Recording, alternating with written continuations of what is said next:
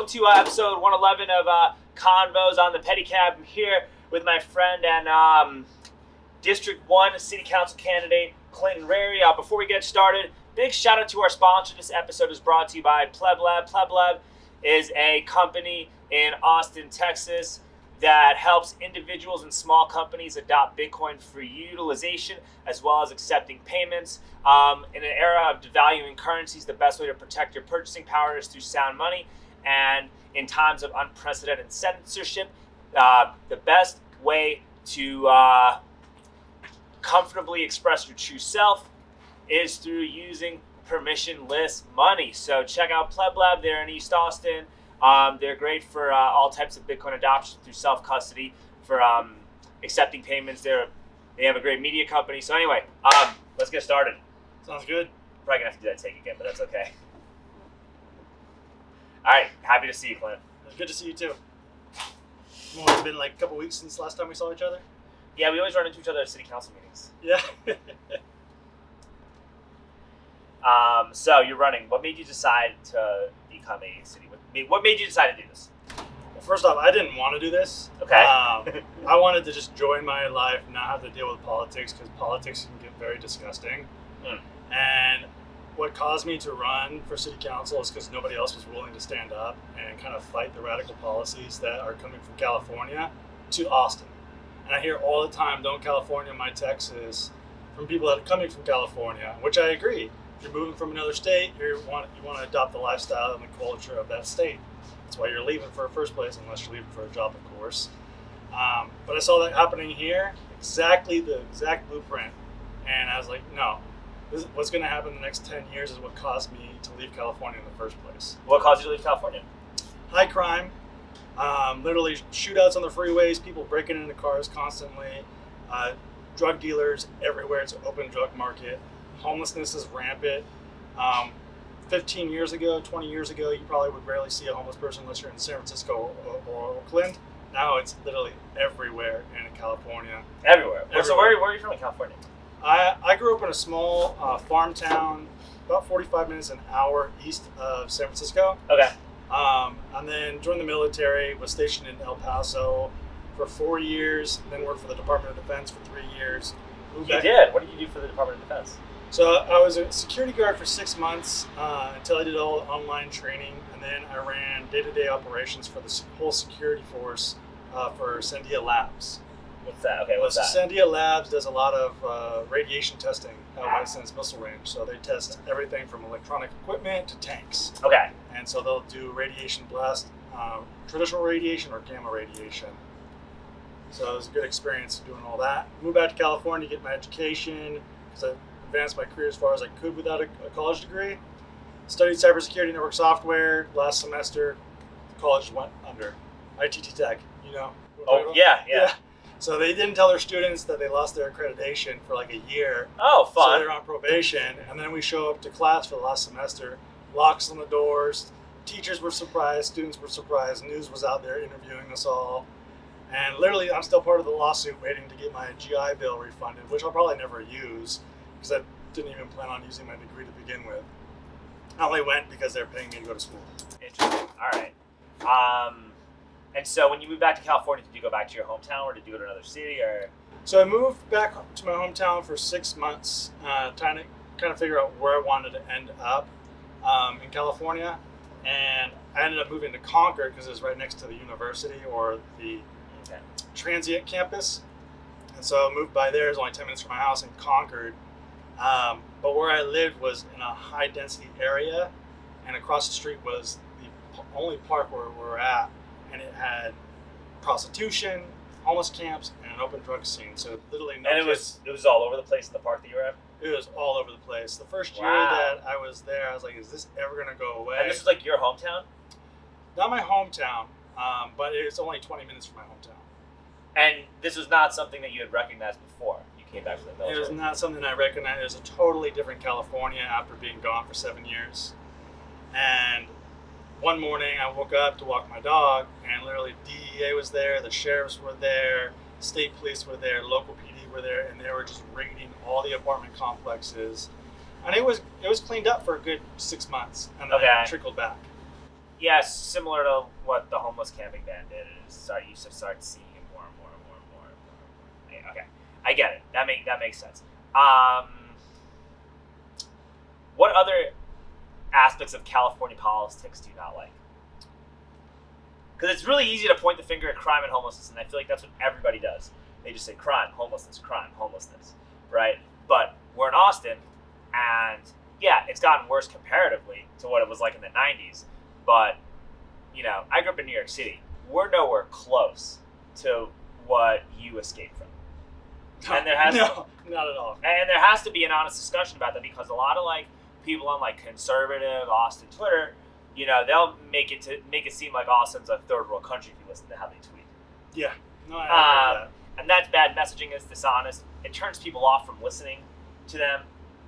So I think when we talk about crime and the increases in crime and the problems, it should be done within the lens of reality. Correct. So, hence, what else is wrong? So high taxation, that's another one that's happening here. We're starting to see that with year over year property tax cap rate meeting their threshold. Literally the government thinking that they can solve all the issues with bonds. It's not up to the government to solve the issues that we're here in Austin.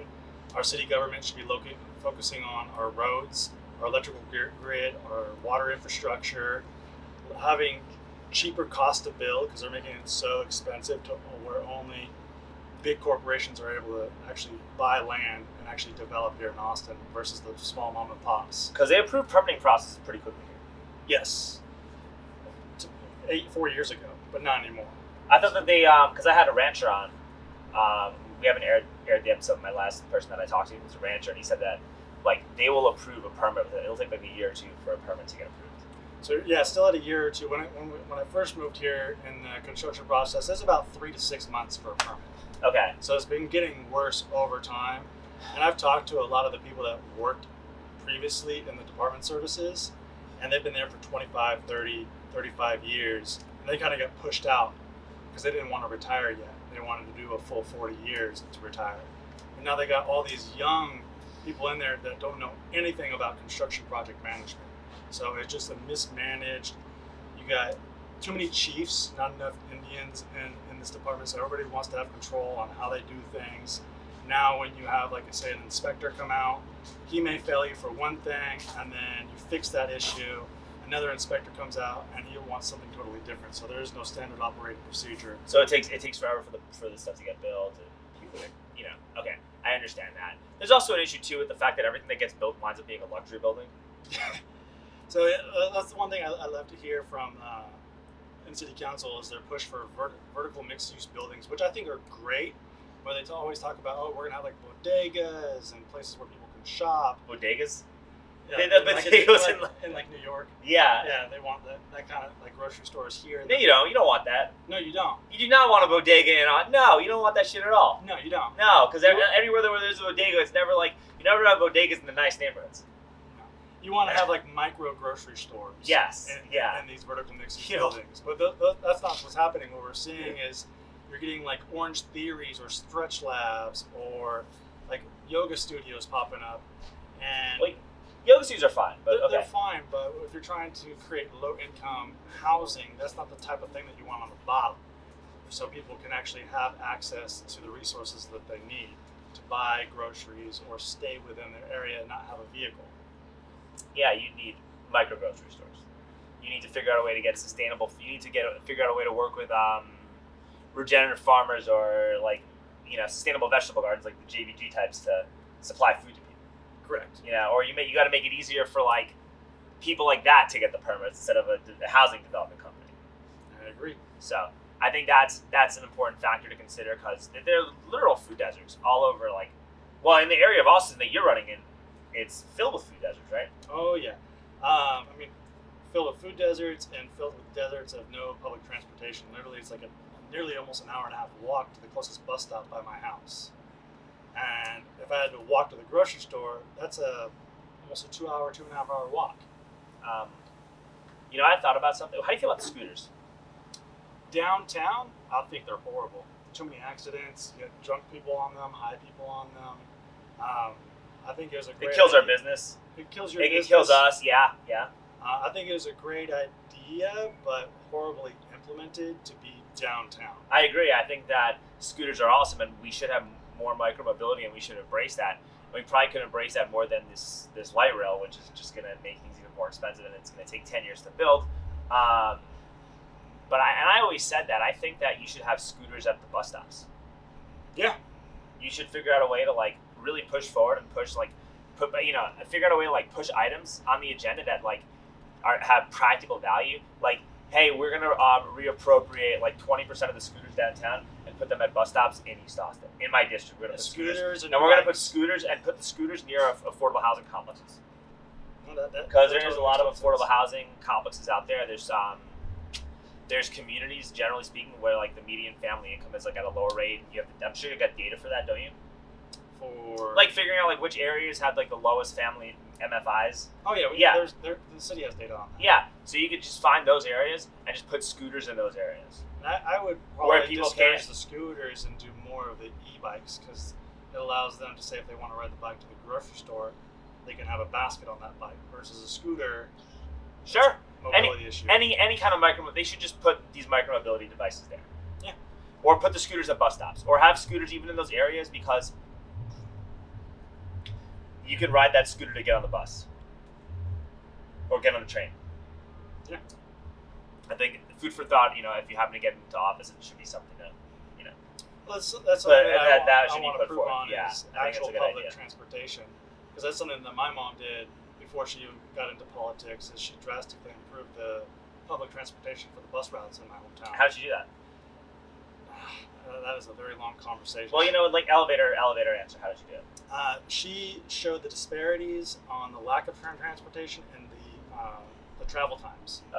And so she showed another route on how to improve travel times, increase wages so we had more bus drivers and with benefits so people would actually want to be a bus driver. So I don't know what the current benefits are for our bus drivers. I know they're not paid that well, so we don't have a lot of them. It is a very demanding job, especially when you're dealing with the public. And do they still make them wear masks? I've seen them with wearing masks. I don't think it's mandated. That should have never been a thing. It should have never been a thing. That should have never been a thing. And you see people like driving empty buses with masks on. Like, yes. What are you doing? Well, I see people driving their car by themselves with their masks. Well, no, but you also could. There could also be a rule enforced by the city that you have to always have a mask on when you're driving the bus.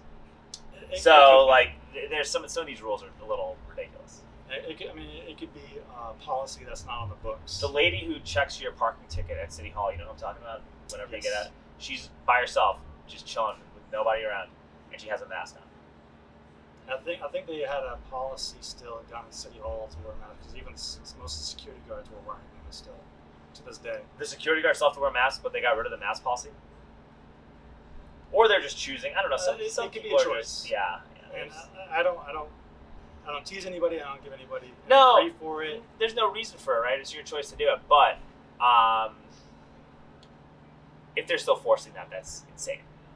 It really is. I mean, the masks don't help. It's kind of like the TSA. They've never really stopped a terrorist attack.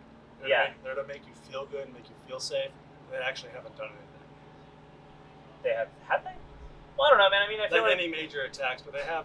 You're probably less likely to try to do. You're probably less likely to try to do terrorism now that the TSA's gotten stricter, though. That could be their their justification. I mean, I'm just trying to, throw out a statement, but yeah, I think a lot of that. I think we're on the same page with a lot of that stuff. But going back to the similarities between California and here, we're seeing like the identity politics starting to really surface here in Austin, and everything's getting blamed on racism. Oh well, I know you had a first-hand experience with that. Yes, I did. Would you like to share? So we were doing a candidate interview. So it was a group interview with the statesman. It was myself, Natasha Harper Madison, Councilwoman Madison Clint, you bigot. It's Councilwoman Harper Madison. Councilwoman Harper Madison. And then Melanie House Dixon. You racist. What are you going to a Klans meeting after that? And so me and Melanie House Dixon, we're kind of tag teaming against Natasha because of the statements that she was saying, or the data didn't really support it. And I guess it just gave her the opportunity to play the victim, when I was trying to agree with her on how high crime is in a lot of metropolitan cities. And I was breaking it down on why there's high crime. But when I said, yes, I agree with Natasha, and then she corrected me, I didn't say anything for a second. Then I just said her name again and continued on. Because that's an ego thing. If you're going to interrupt me to have me address you a certain way, then that's going to make me not want to address you by some imaginary title that you're for your life. You're a servant, not royalty. When you become an elected official, you serve the public. You shouldn't be considered as royalty, so people shouldn't call you that. People should call you however they feel comfortable calling you. Yeah, by your first name or your last name, but addressing you without demeaning you. Like, I'm not calling Mackenzie Kelly Councilman Kelly. I'm like, hey, Mackenzie. Yeah, I mean, I did the same thing with Kirk Watson when I run into him. People still call him Senator Watson. I don't call Mayor Adler. I call him Adler or Stephen.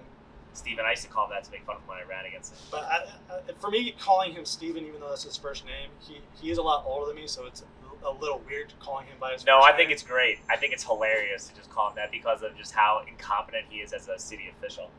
I mean, he's great to talk with, but yeah, he's not a great leader. Oh yeah, I mean, he'd be a fun guy to like watch a baseball game with, or go to a bar with, or have a discussion with, right, face to face. But yeah. I don't really want to do that when you actively try to stop people like me from advancing in life.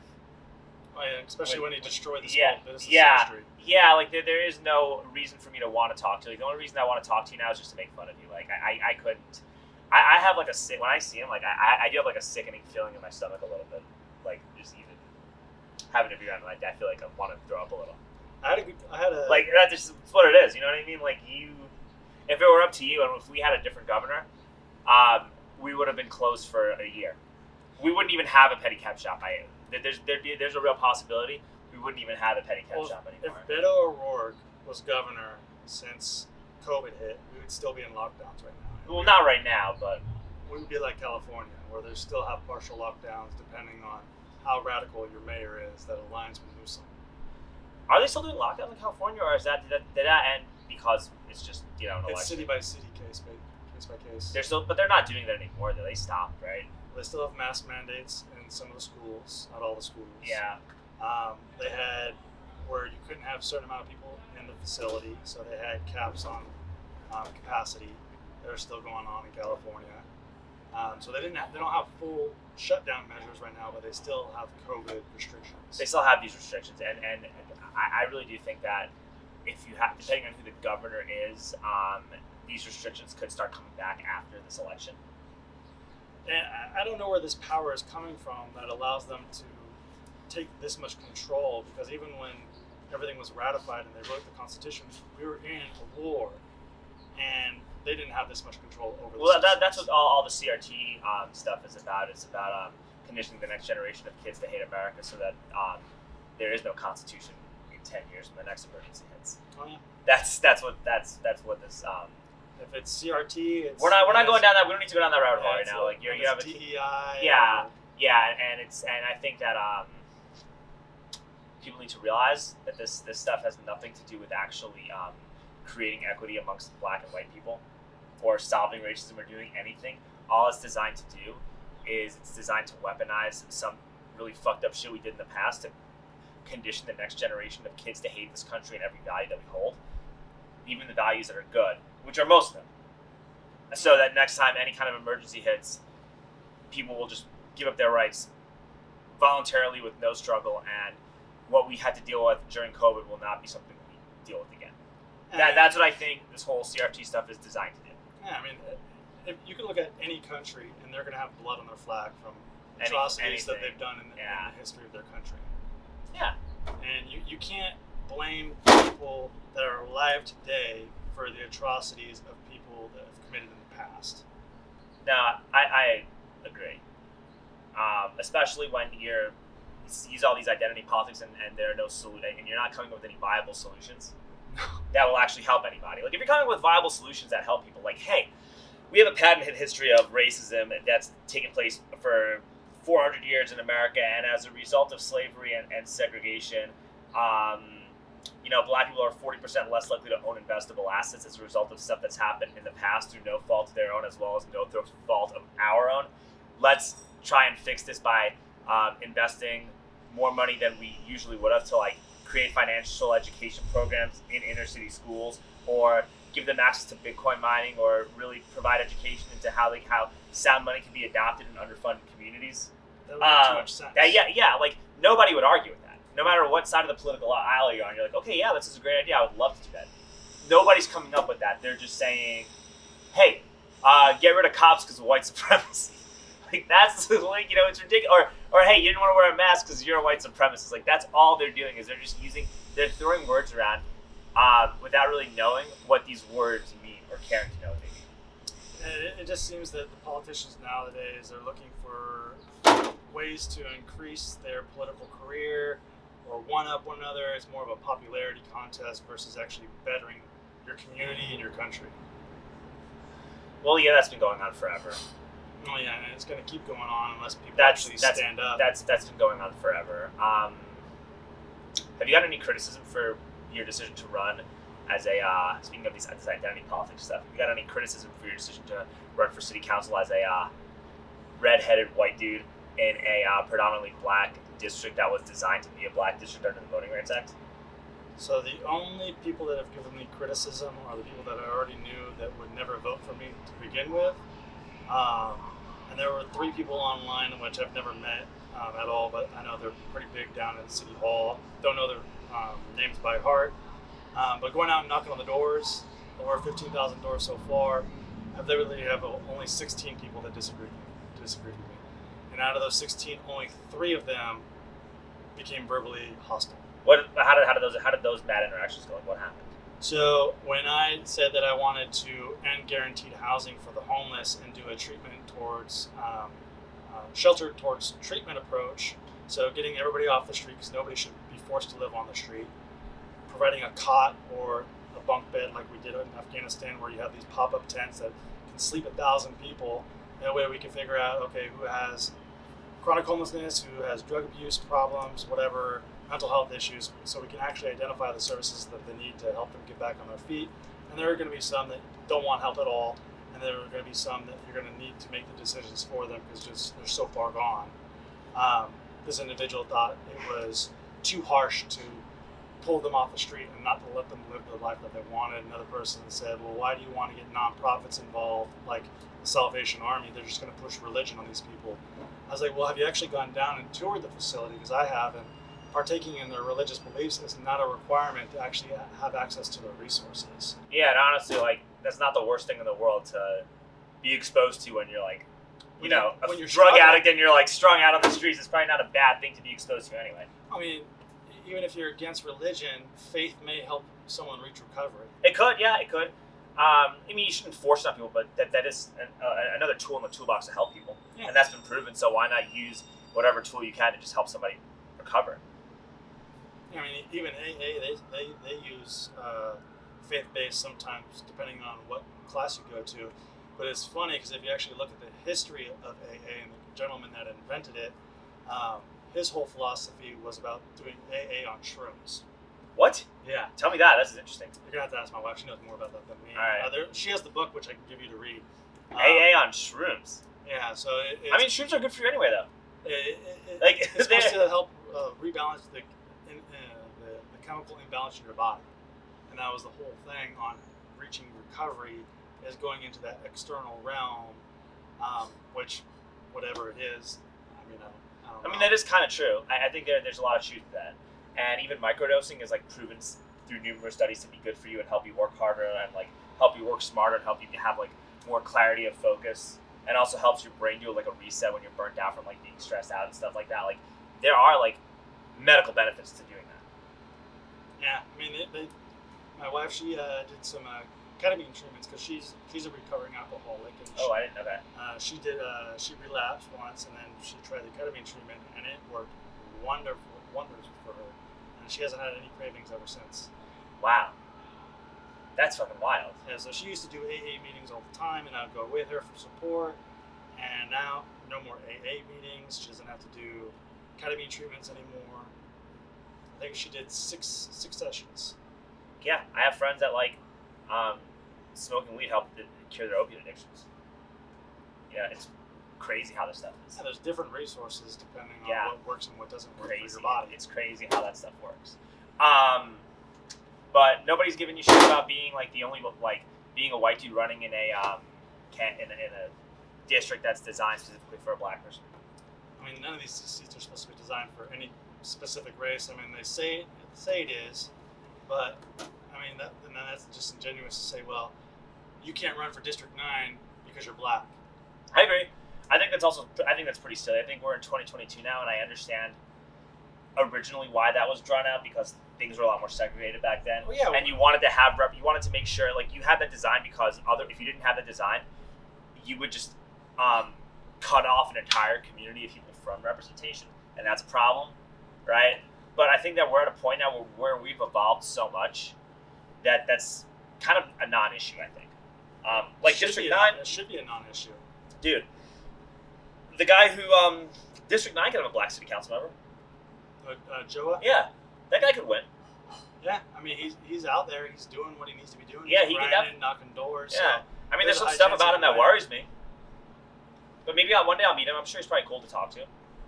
He's decent to talk to, and there's a lot of things I disagree with him. I've talked to him a couple times. I mean, we've never had any bad interactions. He'd probably take pedicabs. I guarantee you. I got a vibe from that he takes pedicabs, or he would support us, or he would go ride around on a pedicab and figure out some of the problems with the downtown congestion. And that's all I'd want if I'm, as somebody who works in District 9, that's all I would want is somebody that would help make it easier for me to make a living and work in that area. I mean, I don't care how you feel nationally. I don't give a shit about that. You're trying to fix their traffic lights. I don't care. That's the job of city council, right? Yeah. You just fix the traffic lights, dude. Fix the traffic lights. Fix the traffic. Make it so I don't have to worry about getting stabbed on my way to work. Make it so I don't have to feel worried about getting robbed in my pedicab. Make it so that people aren't scared to go downtown because of crime going up or because of the perception of crime going up. Because perception is reality. Perception is reality, and reality is crime is up. Crime is up a lot because crime was also very low for years. So by percentage, it's always going to be a super high percentage when it's at zero. You know what I mean? There's always the biggest percentage jump is the percentage from zero.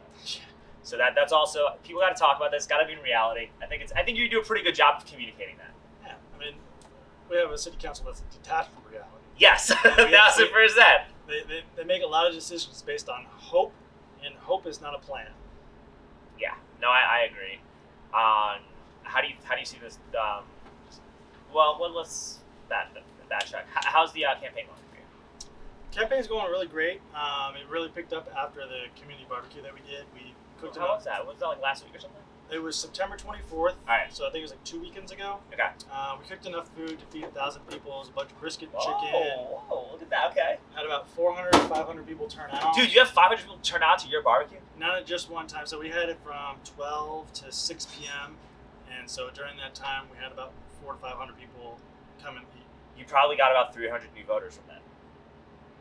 The goal was just to bring communication back into the community. Yeah, but they know who you are. A lot of people, especially in areas like District 1, they have a pretty low vote turnout in that area, right?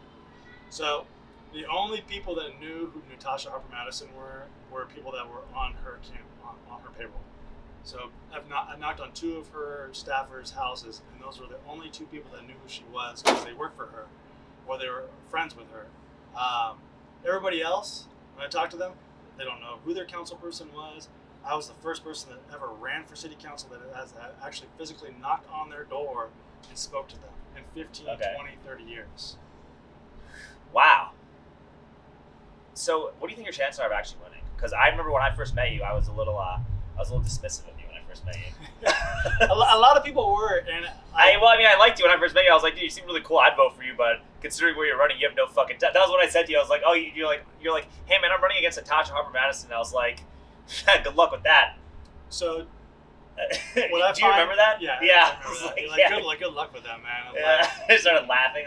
And I knew I wasn't going to raise a lot of money for my campaign, so I focused on what I could do and what I had control over. Okay. And that is pounding the pavement and knocking doors. And because I got 7 years of experience of doing door-to-door sales. You sell solar panels. Yeah, solar panels.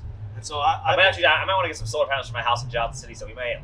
Well, you may get some. That's blue bonded out there, right? I don't fucking know. Well, if it is, don't go solar with blue bonded. Or no, Vernon House Electric. That's what's out there. Horrible for solar.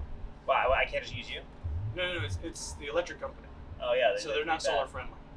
So then don't even bother? Don't even bother on your house. Oh, alright. Cool. Well, thanks for letting me know. That was an easy sell. I don't want you to waste your money. I appreciate it. There you go. You see, we need honest politicians. There you go. But that's how I That's how I killed in the solar industry. It's just you educate the homeowner about solar and just be honest and sell it itself. Alright. If you're not honest, people can read that. Okay. And so that's how I approach this, is just being honest with people and talking about what I went through in California and how that's happening here and what I want to do to stop it. And so people have been very receptive. Depending on where I'm knocking in District 1, it's either a very super socialist neighborhood or it's a very independent neighborhood. I haven't found where they lean left or lean right, because it's a mixture of all of them, but a lot of them are transplants in District 1 because there's so much new residential. There is a large transplant community. My boss at the pub crawl, he was my former boss at the pub crawl company because he started doing something else. Not this, where I drive the party bikes. He and his wife, Dennis' fiance, and they had they lived like in East Austin right by LBJ. Actually, one of my buddy Randy's the principal of that high school. So you should try to go talk to him. I'll try to introduce you guys, see if I can. Yeah, I dropped off. That's where I did my backpack run. I got 12 backpacks or 13 backpacks that I turned in for the backpack drive. Cool. All right. But anyway, they have a house out there, right? And there's definitely like whole communities of people just like, Matt and Grace, my boss and his wife, right, that are out there, that weren't out there 4 years ago. And so it's a whole new demographic of people to reach, and a lot of people are moving out there because a lot of people like that who are moving out there that bought homes, right? Not the people that are renting, because the people that are renting, like, they're socialists, not to generalize, but chances are they probably got some trust fund from their parents, and they're paying for everything. Mom and dad are still funding them, so they don't really understand, responsibilities. Yeah, or the effects of what these liberal policies do when you try to like make it on your own. It makes it almost next to impossible, or makes it that much harder.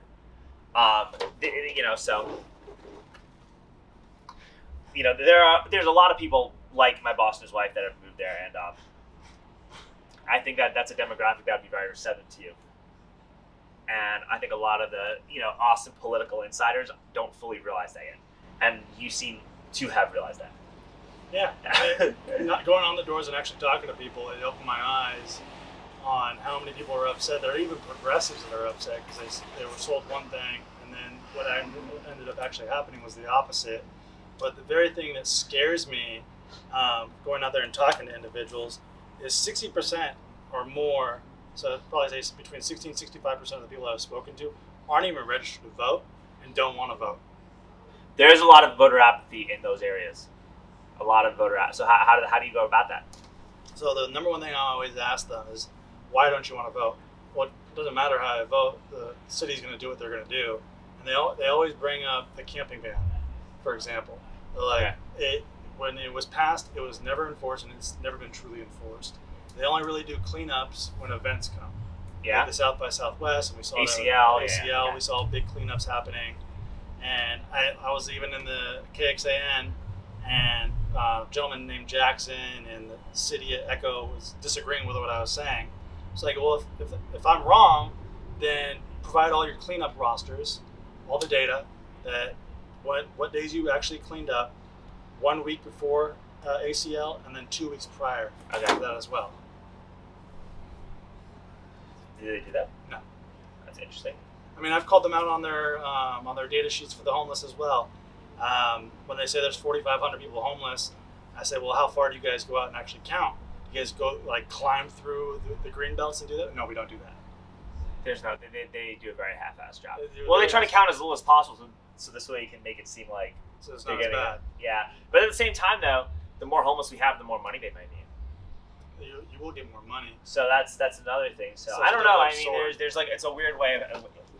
I don't trust it either way. It doesn't seem like they're really trying all that hard. And what pisses me off the most is they try to manipulate the data as well with saying that 95% of the people facing homelessness are Austinites, which is 100% wrong. It's over 70% of the people facing homelessness were already homeless before they came to Austin. And I've been to 2 different candidate forums or summits, they call them, where Echo was in Housing Works, where they're talking about it. Oh, that was and fun. I said, so how do you verify that they're actually Austin residents? Well, we just asked for a zip code or what hospital they were born in or what their last residence was. I was like, did you guys verify it at all? No, it's all we just trust them. You trust a crackhead? And I said, well, if you know anything about the homeless community, me especially being in California, and my wife having a friend that was homeless and a meth head, if you say certain words, or if you say you're going to harm yourself, then you're automatically going to jump the line to get a bed, get the services that you need, and they know if they don't say that they're from that city, that they may necessarily not get services at all. So they've learned to say wherever they're at is where they were born or where they've lived at. But if you actually go out there and don't say you're represented from the city, which when I've been going out there for the last 6 weeks, talking to them and just breaking the ice, figuring out, hey, like, how did you end up on the street? And just treating them like a normal human being. And then I always ask, so where are you from? Always they're from out of Austin. So they're coming from Lubbock, they're coming from Houston, they're coming from California, they're coming from North Carolina, Oklahoma. And the reason why they come here is because they're not bothered. Well, they're starting to get bothered again because they're getting their camps cleaned up. But they're not being arrested, they're not getting kicked out, they're not being harassed. They're getting free food, they're getting free services with no strings attached. It's like, okay, if you're going to participate in these services, okay, work with a social worker. Get back on your feet. How can we get you more services to get you into maybe housing assistance to get into an apartment or a motel? How many of them actually want to get better? I'd say about 40%, maybe 50%. Okay, so what do you think the reason for them being stuck there is? A lot of them just want to live that lifestyle. No, but 50%. You said 50% want to get better. So the ones that want to get better, like why? What do you think happened? So I'll give an example. I'll give an example of the last gentleman that we're working with right now. He's in his late 60s. I think he's like 66, 67. And he's been homeless in Austin for 3 years. Okay. He's originally from Tennessee. Uh-huh. And he was on a wait list for 3 years. And we met him 2 weeks ago. And the week prior, they closed out his account, saying that he's been helped. And we dug deeper into it and we found out that Echo ended up calling his ex-girlfriend, and because she didn't know where he was because they were no longer dating, they closed out his account. Because they didn't know where he was, but he was on the streets. He's been in the same camp for 3 years. What kind of account did he have? Account? Like a bank account? You know, whatever his account with Echo to get housing. He's on the housing wait list. Okay, this is definitely my girlfriend, guaranteed. Nope, it's my friend Heath. Sorry, dude. I'm gonna have to. We're ignoring that one. Sorry about that. Anyway, continue. I'm so sorry about that. And so they closed out Rude as his fuck. closed out his account. All right. And right now we're in the process of trying to get him into a motel and then get him into the Community First Village because he qualifies to be in the Community First Village. Okay, and Echo just closed it because his girlfriend said that they couldn't find it? Yeah. And they just called his girlfriend? But why did they call his girlfriend? I don't know. We couldn't get an answer why they only went to him and didn't go to his encampment where he's been at for 3 years. And that's from him. So you don't even know if he's telling a straight story.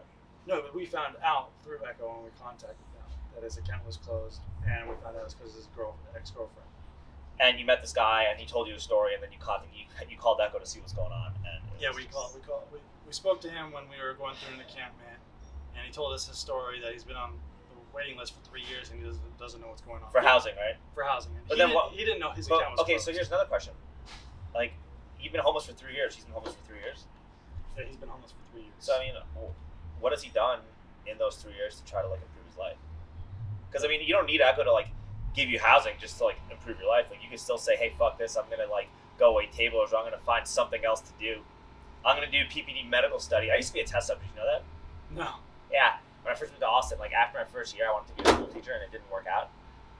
Which is another story. I don't want to go into the whole shebang in that, right? But I sacrificed a whole year of my life to try to teach elementary school, right? And I found out about these PPD studies where you can go volunteer for a medical study, stay in the house for a week. They give you whatever the medication is that they want to test. You stay there for whatever the time frame is, and you got $2,000, $3,000, $4,000, depending on how long you want to stay there for, right, or what the study's for. And so once I didn't get hired to be a teacher, and I have like $6,000 or $7,000 of credit card debt, and like $200 in my bank account. I'm like, holy shit! Like, I'm gonna not be able to live in Austin if I don't fix this. I have to go home and live with my mom again, and I don't want to do that. So I did a medical study for like 3 days or for like a weekend or something like that, and made $2,000. You know, and then I did like a handful of other studies like that year and just paid off all my credit card bills and got back on my feet from doing that. I think a lot of it has to do with people not knowing or willing to accept what their bottom is and actually avoid hitting that bottom. Some people, they just don't care and they want free handouts. I'm not saying this is Henry's circumstance. Yeah. I mean, I know he's a diabetic with HIV. Oh, that's okay. So you probably couldn't even do any of these studies anyway with all that. All right. Yeah, probably couldn't do any of these studies. I don't know what his ability to do what kind of work is available for him. Is he still using drugs? No. So he gets a ride once a week to restock on his insulin. Okay. And then his HIV pills as well. All right. And he's living in an encampment. He's living in a tent on the Williamson Creek Greenbelt off of I-35. Right. I mean, that's not a problem. That is a problem. No, when you have a bunch of homeless people living in tents on the Greenbelt, like that's not good for the environment. It's not good for the environment. It's also a fire hazard because there have been multiple fires in these green belts. Yeah, because you're buying a bunch of wood. Yeah, and what happens when it's one of the green belts where the encampments are? It's like half a mile in. You can't get a fire truck to.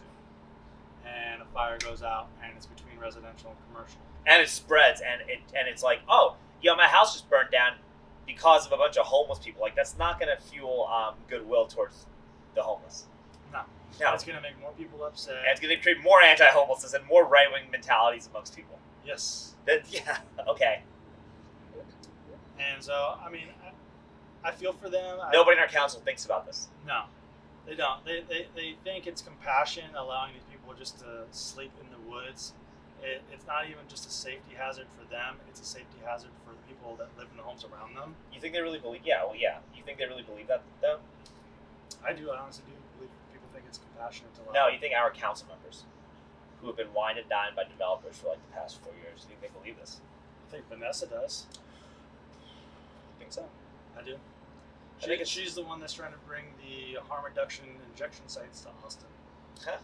She thinks it's compassion to allow them to have a safe place to inject their heroin or their meth.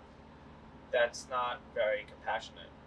No, it's an enabling the drug industry, the cartels basically. You're keeping the cartels working.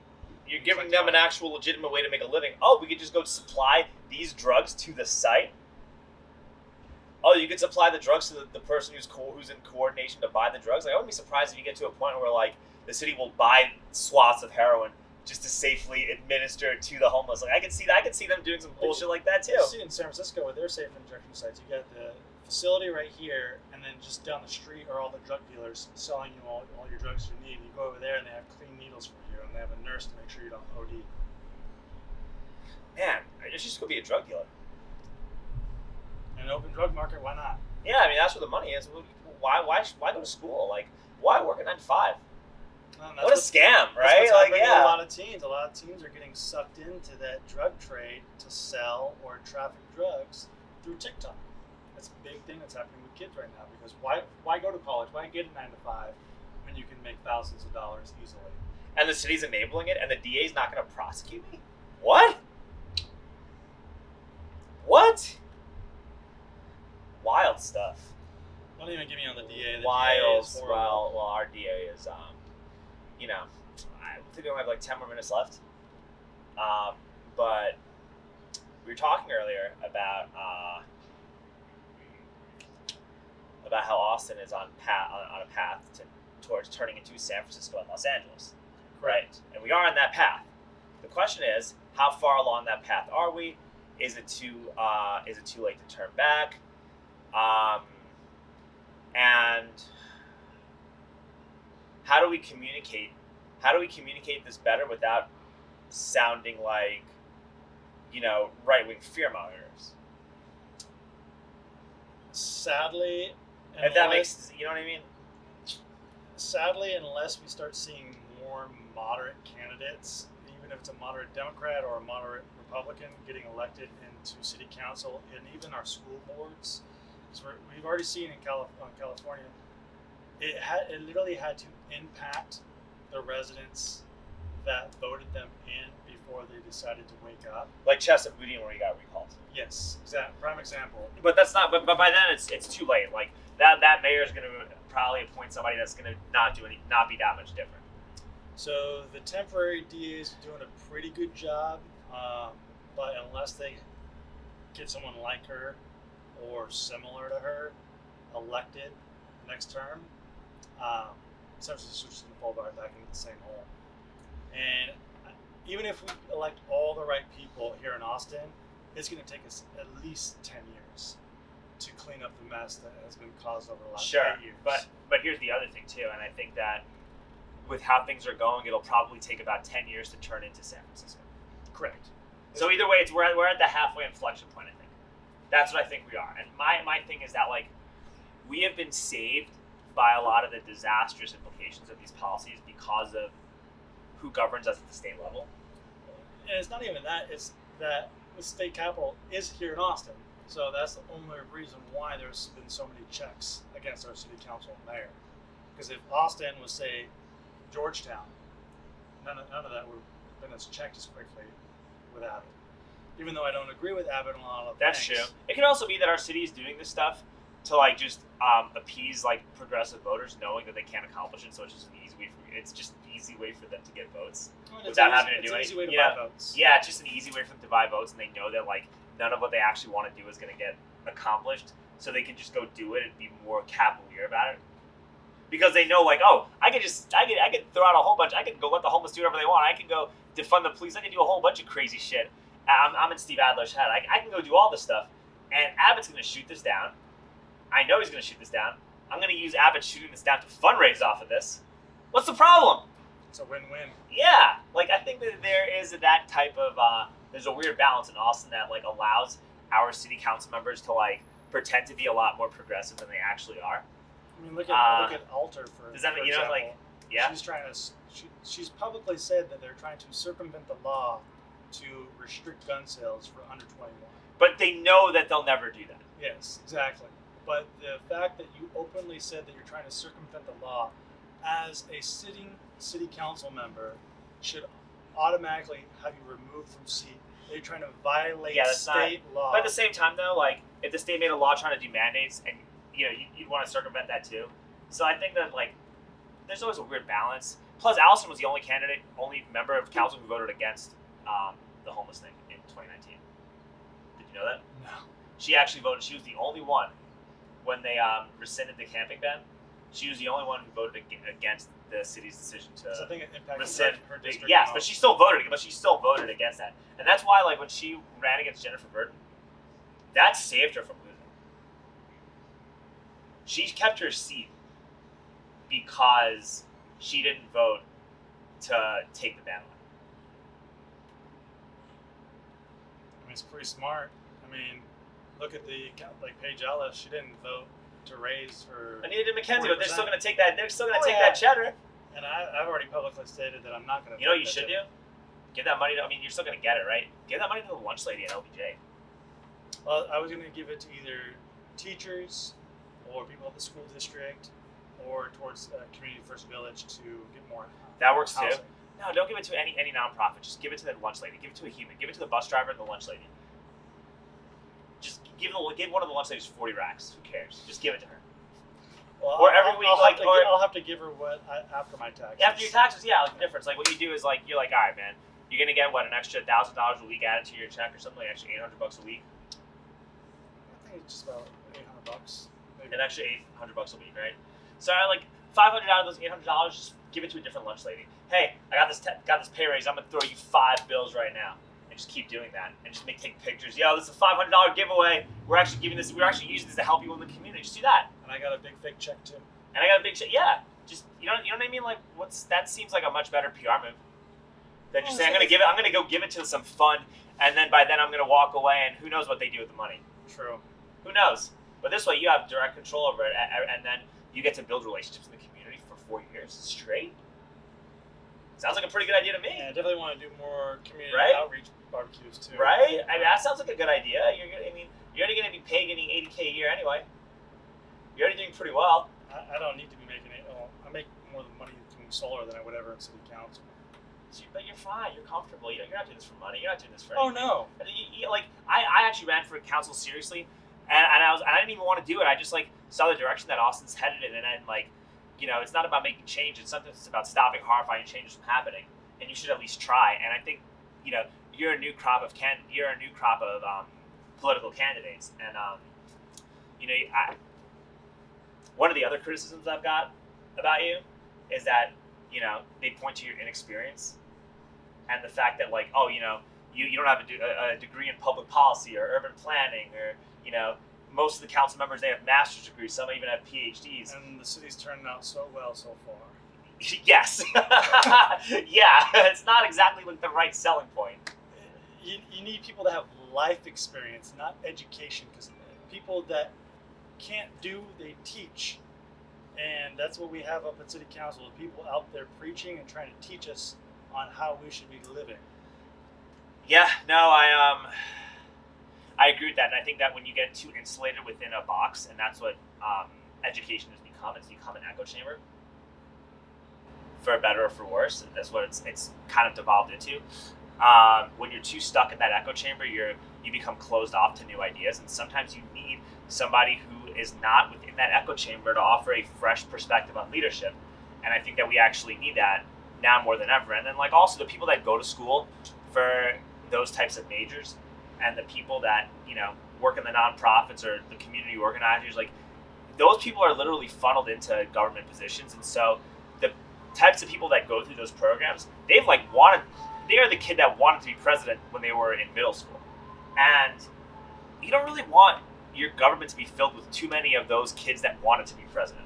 I wanted to be a firefighter when I was a kid. Yeah. And I before I joined the military, I got all my fire science done. And then I was going to be a firefighter in the Air Force. That didn't pan out because the test scores were way too high. One of the highest to be in the Air Force. So I was like, you know what, I'll just go blow stuff up in the military, in the Army. So tell me, what do you do in the military? So when I was in the Army, I trained on route clearance before we went to Afghanistan. And what that meant was literally I was going to sit in a vehicle going 3 miles an hour, looking out my car window to see if I found bombs on the ground. And either the vehicle in front of me was going to find it with the mine detector panels on it, or my tire was going to hit it. Well, if your tire hit it, you're dead, right? Well, the vehicles, how they're built, they're meant to detach. Okay. So when they blow up, it's not, and it has a V-hole shape, All so it disperses. But when we got over to Afghanistan, there's too many people doing route clearance, so they said, we're going to retrain you on mine detectors, and you're going to be on foot. Oh! And so I spent my tour working with tons of different branches of the military, different countries. We worked with the Germans the longest, which they are crazy, but funny and great people. Best food too. They get fresh food shipped in frozen connexes. But literally was walking around with a mine detector and a shovel for 11 months in Afghanistan, digging up IEDs with my hands. An IED is an improvised explosive device. So, you must be pretty cool under pressure if you can do that. Yeah, for me, people are like, this is going to be a very hard campaign running in Austin. This is actually in D1. In the black neighborhood, you're the only white guy. You're gonna really. I hope you can handle that. I hope you can handle the stress and the blowback you receive, and you're like, oh, yeah, no worries. I mean, I had a pretty, the last job I had was a lot easier compared to that. I only dismantled, mines in Afghanistan. And it's been a cakewalk, and the communities that I walk into, they've been very receptive, caring, compassionate people. And everybody's just upset with what's going on. All right. But we need more people to participate in voting, and it's going to take a lot of people voting to make change. Oh, duh. Well, Clint, has anyone ever asked you to release your records? Like your DD-214 records or something like that? No. I mean, I had Ryan Atulo with the Statesman ask me about my military disability, and I was transparent with him. I told him, now I'm 100% disabled veteran. Here's my disabilities. All my injuries, and he's like, will that hinder you from doing your job? I was like, well, it didn't hinder me from running a solar company or working for the Department of Defense, so why would it hinder me from sitting in meetings all day long? Yeah, it shouldn't, right? And that's what he said, well, it shouldn't. I was like, exactly. So why even ask the question? It's his job. He's doing his job to ask. I know, but just like I'm asking you a bunch of questions too during this episode, right? Like it's your job. It's what you're supposed to do. I always like to push back a little bit. Ryan's all right. What do you think of Ryan? He's probably the only one that I read often because even though he has bias, he often pulls that bias out of his stories and just presents the facts. He's pretty good about that. I don't think Ryan likes me too much anymore because of what happened with that KB reporter. That's okay. You know, so she reached out. She reached out to me too regarding the Natasha incident. Yeah. And saying, let me talk to my producer and see if we get the story going. I'll give you a call in a minute. And then it's been 21 days. So she's full of shit. Fuck her. Wow. I mean, I've never met her. She hasn't said anything rude about me or written about me. You know, so I got nothing against just her. one of those things. I don't even have anything against that lady either. It's just, you know, the past 2 years, journalists have become activists for Big Pharma and for the security state. And when you're associated with that profession in that field, that's what you're clumped into. Even if you didn't actively do anything to be a part of it, it's just what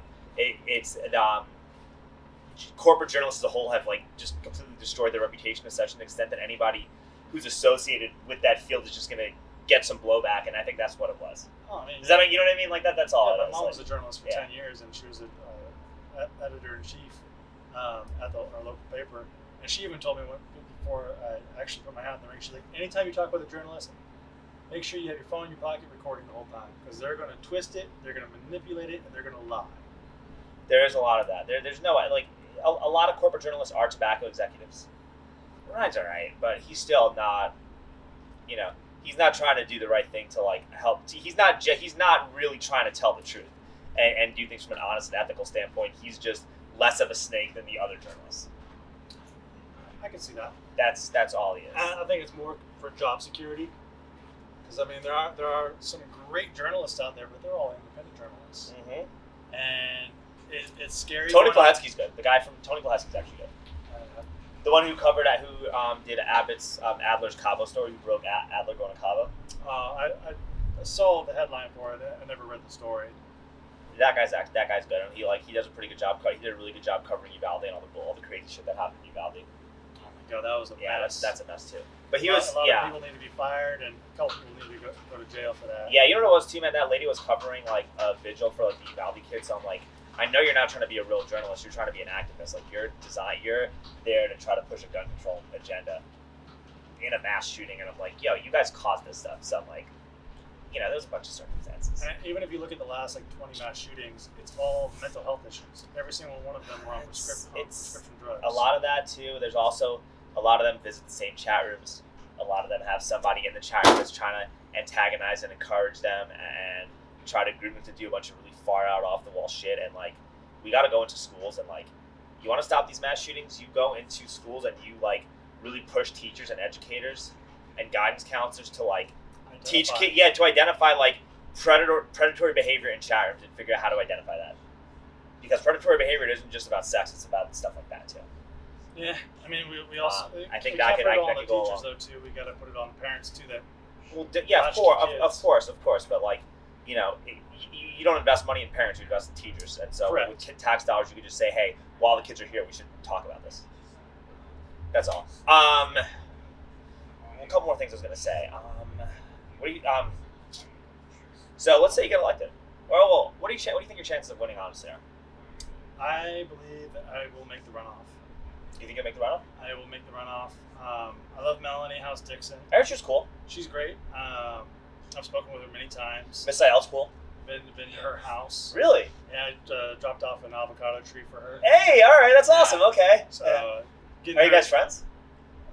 I have her phone number. We've texted back and forth. I actually shared her the Statesman article that came out this morning, or the group interview that we did. They didn't even write a piece about anything about her platform. Wow, because they don't. That's crazy. And so I let her know to reach out to Statesman to get that corrected. And the same thing, I'm civil with Ramos as well. We were going back and forth on one thing that we disagreed with because he tried to misinterpret what I said. But we're still civil. There are no hard feelings. Ramos is cool. Me and Ramos, when I ran for mayor, we once block walked together and gave water to the homeless and just filmed ourselves doing it. So Ramos is probably the only other candidate that's working not as hard as me, but is working harder than Natasha. Because Natasha's not even out there going door knocking. No, her team is. They got tasers. Yeah, Her team has tasers. And she's been on a speaking tour for like the last week and a half. So she hasn't even been in Austin. She's going around the country speaking about transportation. She thinks she has this in the bag. There's a lot of hubris, I can tell. Well, she's doing a campaign from the basement. She's running a Biden. You know, it's like Jimmy Flanagan. She's another Jimmy Flanagan in District 6, and that's how Mackenzie won. People did not expect Mackenzie. People did not think Mackenzie Kelly was going to win. Well, yeah. All right. You underdogs. I mean, if you're gonna knock on, all you gotta do is knock on more doors than them. Hey, win. What do you see? Let's say you win. And this is the last thing before we wrap up. Let's say you win. You're the D1 city council member.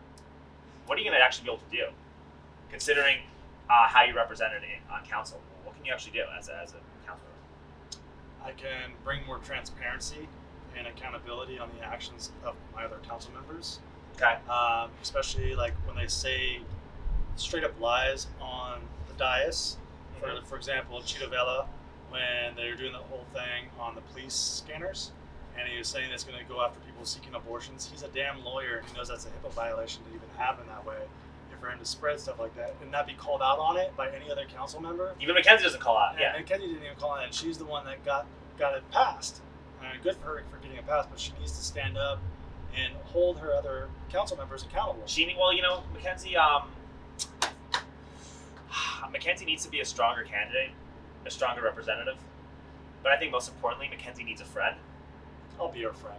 I'll take all the heat because my goal is to be the most hated council member. I think you will be. I think you will be. Mackenzie still cares about what other people think about her and wants to be friends and all that stuff. Like, you don't give a fuck. And I like that.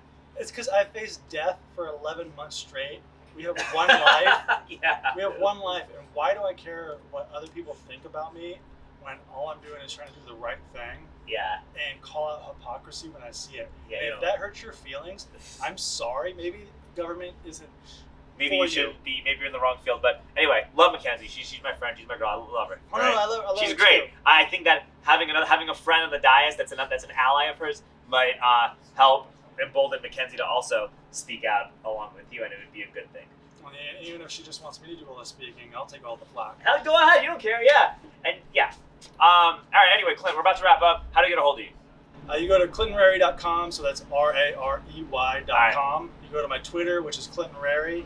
Or if you have any questions, you can text my Google line. It only accepts text, so if you try to call me, you're not going to get it, so you got to stop calling that number. My bad. I'll send that. All right. That's 512-436-3573. You can text me any question that you have. If you want to send dirty messages, just let you know. I do make them public, so if you're not polite, you will be shamed. Interesting. I'm sending you dick pics all day. Okay. Let's go. All right. Hey, Clint Rarey, thank you so much.